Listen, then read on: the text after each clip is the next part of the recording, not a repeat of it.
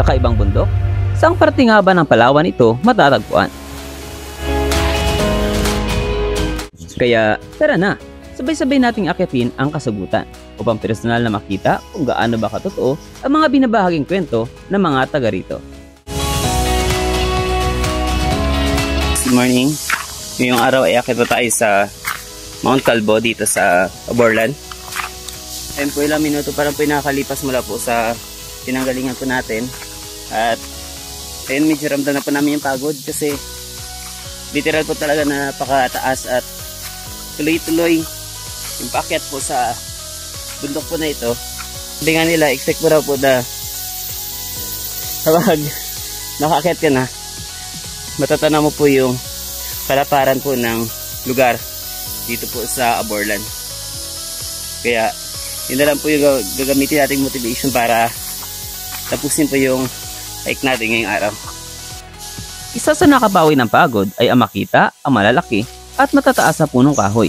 Dagdag pa ang iba't ibang uri ng halaman tulad ng prutas na tabo at buhay ilang may kita rito. Ang mga ito ay nagpapatunay lamang kung gaano kayaman ang ating kalikasan na siya namang dapat ipreserba at pangalagaan.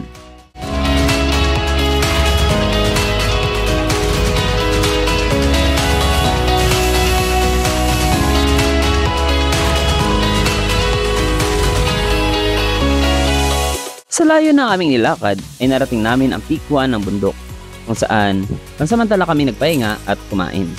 Sa paglilibot-libot ko sa lugar ay napansin ko ang isang halaman na kung tawagin ay pitcher plant na isa sa uri ng carnivorous plant. Nakita ko rin ang bungo ng baboy ramo at ibang kagamitan ng mga taong bumibisita dito sa bundok.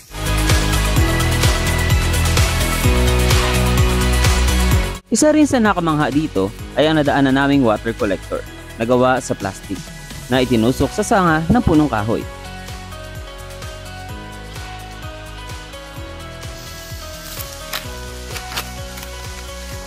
Ayan po guys, mula 9:57 ang oras po natin ay 12:10 na po at naglalakad pa rin po kami.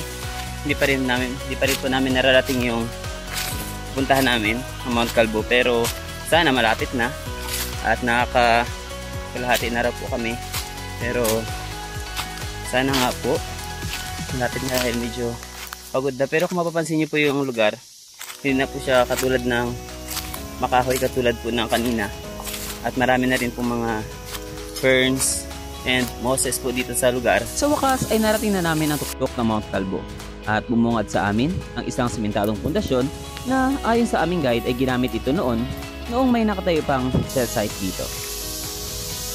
Sulit naman siya, hindi sayang yung lakad tsaka sa puso. Masaya. Okay naman, hindi nakakapagod ko lang pa, siguro baka mga ano pa dapat, mga 5 hours. Tsaka chill lang. Medyo nakakapagod pero okay lang. Nakakapagod pero sulit. Bakit nga ba tinawag itong Mount Calbo? Ayon sa mga residente, ang bundok na ito ay dating pinag-iimbakan ng hinarvest na lagta ng bagtik at sa hindi inaasahang pangyayari ay nasunog ang pinag-iimbakan o bodega na siyang naging dahilan ng pagkaubos sa mga puno dito sa tuktok ng bundok. Kaya sa aming pagbisita ay kabansin-bansing pawang ferns lamang ang tumutubo dito sa tuktok, maliban sa mga itinanim na mahogani at ibang halaman na tumutubo rito.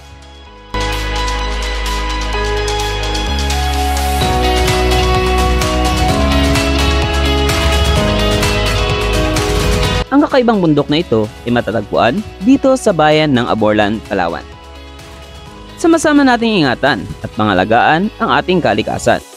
Ito ang Jano Indangan Local Traveler's Story na patuloy na magbabahagi ng mga mahalagang kwento para sa inyo.